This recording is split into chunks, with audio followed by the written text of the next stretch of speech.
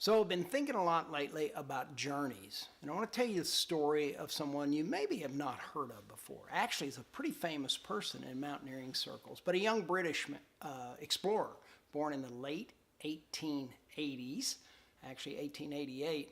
And by the time he was in his early 20s, he actually was on the first three British expeditions to go and climb Mount Everest, which had never been climbed before.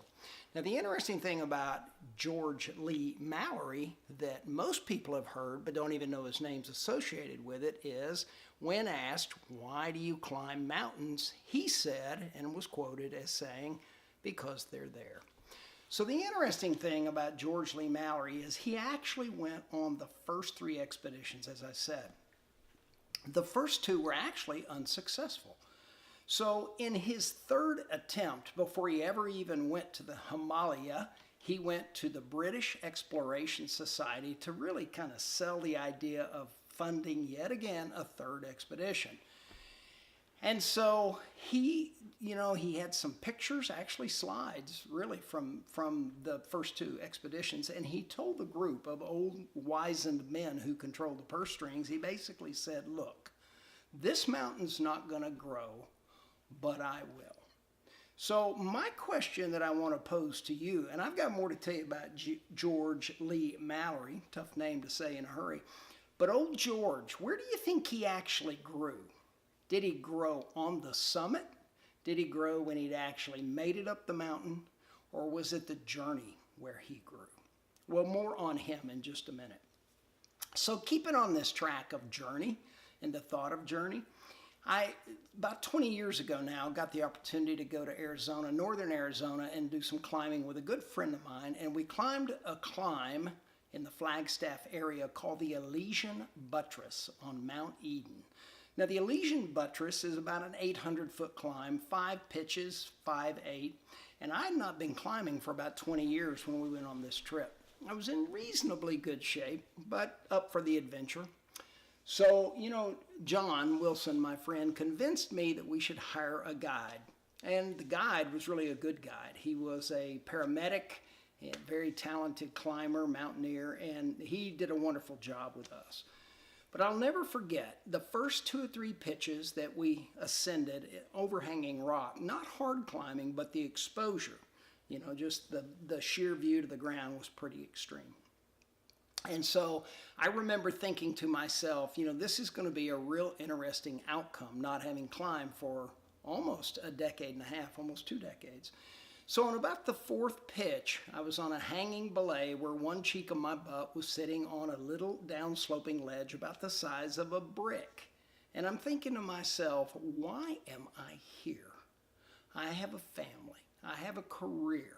I have all these responsibilities, and I can't even see the base of the climb. It's so overhanging.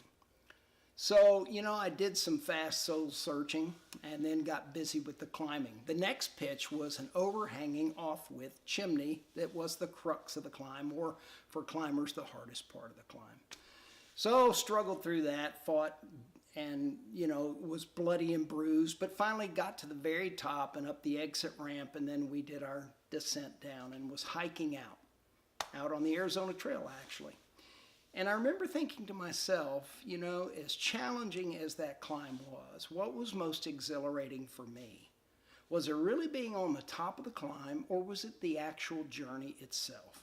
When I was having to challenge myself, work on those fears, really try to focus, and somehow, some way, just get to the top. Well, the lesson I learned in that, in fact, on the hour-long hike out, I really reflected on it and thought deeply about it, and I thought, you know what? It was the journey that brought me joy, not the destination. And I've learned since then, as I've hiked and I've climbed and I've canyoneered, done other things in other places, it's really the preparation, it's the journey. As you sweat and you can't breathe from the altitude, and your legs and your feet are tired, and maybe you're cold, maybe you're wet.